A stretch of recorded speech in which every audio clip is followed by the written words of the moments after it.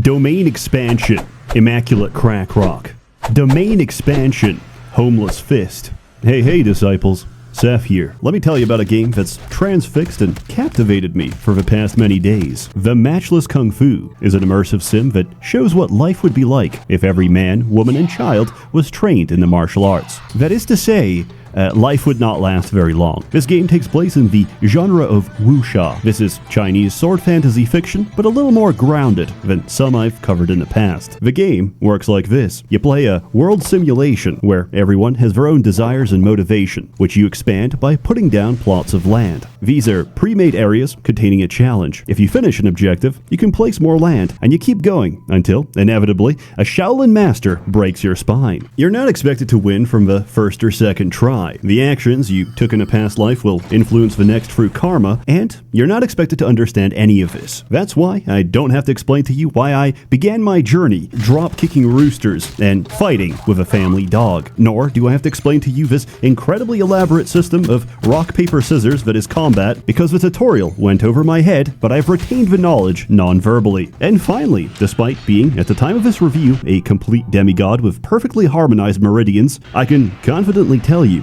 I have no idea what's going on. For being the product of RNG, my first Chinaman turned out looking okay. My very first quest was to beat the shit out of wine-stealing monkeys, only to find out animals can be tamed. Abilities vary between animals, but for the monkey, this was begging. The monkey can beg for money, which infuriates the local beggar, as I'm taking away from his local business. In this game, beggar is a profession, and just like doctors operate clinics, beggars operate churches. I was driven away and had to beg downhill instead. Then, I got a quest to deal with some bandits. No problem, I thought, until I saw they were two women who could kill just by breathing on me. Luckily, my objective wasn't to defeat them, just burn down their camp. This was very easy, because they took several naps while I was doing so, only stopping when I burnt down their mattress. So they left and started harassing the locals. As it turns out, one of the bandits had the charitable perk, which meant that she would rob the local store, beat up the owner, and donate all her savings directly to my monkey. I made a lot of money from the bandit monkey pipeline, and I found the constant brawls to be very entertaining, until it wasn't, and the store owner was dead on the floor. I realized I had to do something, or I was going to lose a lot more NPCs. I lured the two bandits into a non-lethal sparring competition, broke their strength, quickly rested, and jumped them again before they could recover. This bumped up my reputation, and I was offered a selection of different schools of martial arts. Naturally, I chose to join the drunken sect. Not only did I get a bunch of skills that are simple enough that even I can reliably combo, I also got informed that I had a secret admirer. Who, may I ask?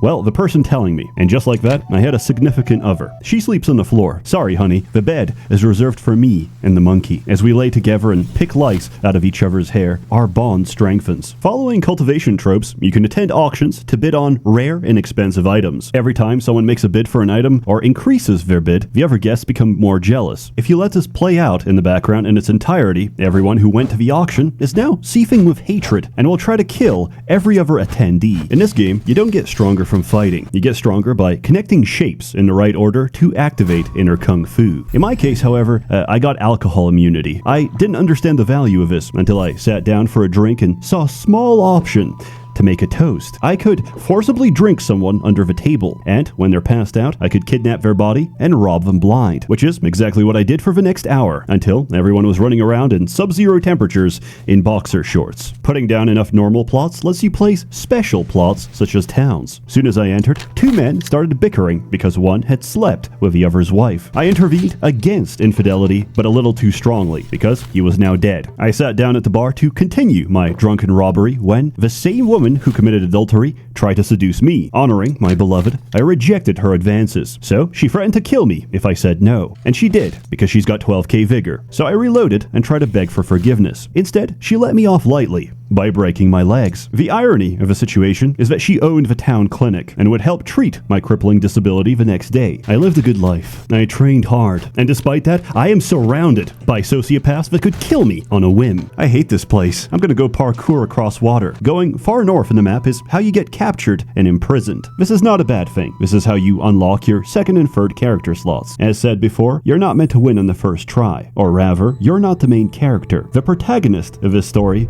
is your ancestors. Quick briefing on power levels. Everything is about vigor, which is how much punishment you can take. No matter how good you are at finessing the combat and exploiting meridians, your starting character's vigor will cap off at around 2k. So for reference, at your absolute peak, you are half as strong as a giant toad. How do we remedy this? Genetics. Much like a trailer park is much more of a gene pond than a gene pool, your choice of partner has consequences on your child's pedigree. You need to choose the right Chinaman or Chinawoman to chintegrate into your lineage. If you're the offspring of a sect leader, you're born with 2k extra vigor. That's nice, but we need to go even harder. There are many myths, many legends. In high school, we used to nipple cripple each other. If you're not familiar, that's where you grab both nipples and twist painfully, usually in the changing room when they're most vulnerable, until one of our friends told us that's how a kid got nipple cancer, because he got nipple crippled too often and it became a tumor. We knew the story was bullshit, but we were scared, and we never did it again. Similarly, I heard tales of people hitting 30k vigor, and I think I know how. Some call it intuition. I call it reading a guide on Steam. Karma are objectives you complete during life that allow you to take different blessings in the next. Our objective, Pristine Birthright, requires the following: 30 lovers, 30 grudges, or 1,000,000 gold. Gold is out of question, so I went with 30 grudges instead. For reference, the worst thing you can do to someone is destroying their kung fu. Understandably, beating someone so hard they forget how to move creates a lot of animosity. At first, I was non-lethal and just battled people, stole their kung fu, and locked them in a cage. This got problematic very quickly. I would imprison someone's mother, so their daughter would show up and start breaking the cage from outside, trying to rescue them. So I had to knock her out, put her in another cage, only to see the mother try to break out from inside to rescue her daughter. Everyone started bonding over their shared predicament, became friends, and tried to make a prison break. Eventually, it was too much, so I had to start taking heads. All I wanted was 30 enemies, but it seems now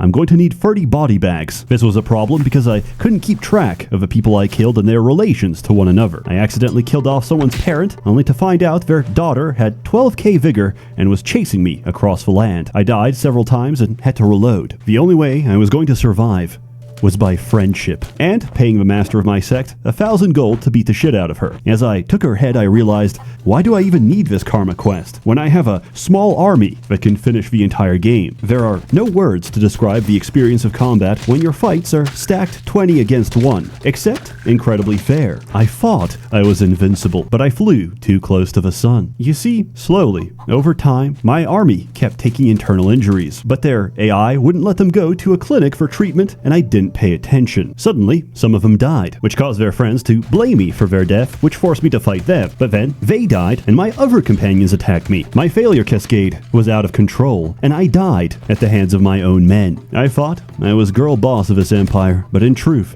I was nothing but the boss baby. I looked back on the footage to figure out exactly where it all went wrong, and surprisingly, it wasn't inflicted injuries. No, what happened was I ate shit to see what happens, and I saw the animation, and I thought it was really funny. However, my dysentery gave me a stack of poison gas, which spreads from close contact. My army was exclusively in close contact, so the cause of death of everyone, and myself included, was my own excrement. But it turned out I made enough enemies in this life that I finished my karma quest. Pristine Birthright gives you the single biggest power spike in the game, if you can actually use it. If I could figure it out, I'm sure you can too. In case you do this yourself, I found out I didn't actually need grudges, and I could have just marked 30 people as enemies. Turns out, force-feeding people shit, gouging out their eyes, and repeatedly breaking their legs was completely unnecessary, and says a lot more about myself. My unscrupulous actions would come to haunt me for my third character, as I start with ill fate, which means I'm more likely to be struck by lightning. I try to cheese the system by praying for rain and speedrunning life. Unfortunately, lightning only cooks you, so I tried dying to bandits. They refused to kill me as well. Instead, they put me in a cage and went to sleep. Occasionally, they would wake up and poison me before going back to sleep. This also failed to kill me. Frustrated, I ran to the Forbidden Palace, which is this game's version of a government. This is staffed by people who are referred to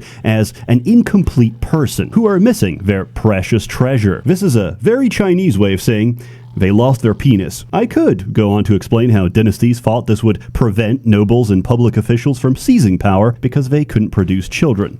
but I digress. Anyway, I set fire to the palace, and I was promptly executed, and it was all for nothing because my negative karma was still there. Also, I found out Groin Kick has a chance to permanently crush your balls. Do with this information as you will. So, I made my fourth and final character, Supreme Genetics. Excellent karma. And you know what he does with it? Nothing, because I unlocked Beast Tongue and can now tame infinite monkeys. Now, I have complete monopoly on the entire begging sector. This game is undeniably early access. The translations can range from English to absolutely esoteric, but the gameplay is so intuitive that I never felt like I was missing out. There is one exception to this. It's called verbal duels, and they're completely insane. This is the equivalent of an online debate, where the objective is to mentally break your opponent. Instead of vigor, you use spirit, and depleting someone's spirit will put them in hysteria, and hysteria can lead to death. This game lets you troll someone to death. It's really hard to say which single event in this sandbox broke me. Was it the time I went to the clinic for a broken leg, only for the doctor to forcibly throw me outside because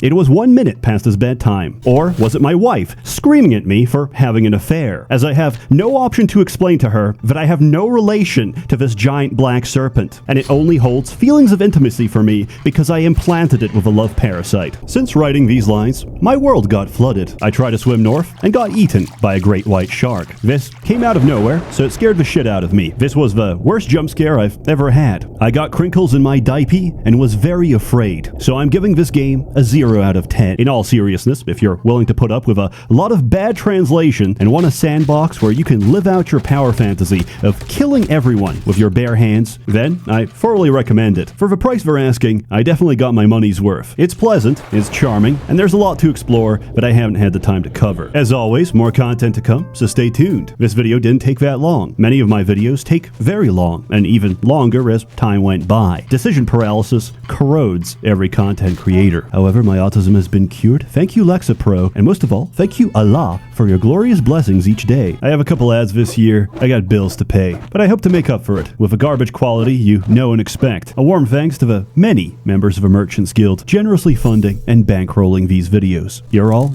truly wonderful. Have a good one.